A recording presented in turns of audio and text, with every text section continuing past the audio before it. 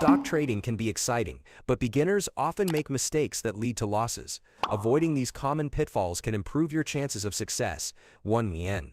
Investing without research. Many new traders invest based on tips or rumors without researching the company's financials, market trends, and future prospects.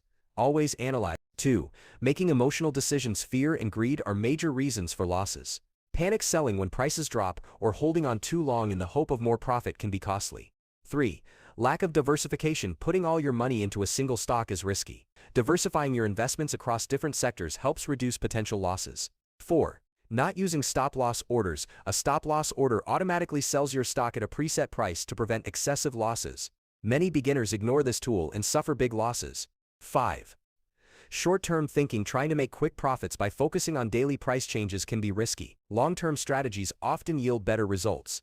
6. Ignoring market trends. If the overall market is going down, buying stocks blindly can lead to losses. Understanding market trends is essential before making decisions. 7. Misusing leverage. Some brokers allow you to trade with borrowed money. Leverage. While it can increase profits, it also magnifies losses if the market moves against you.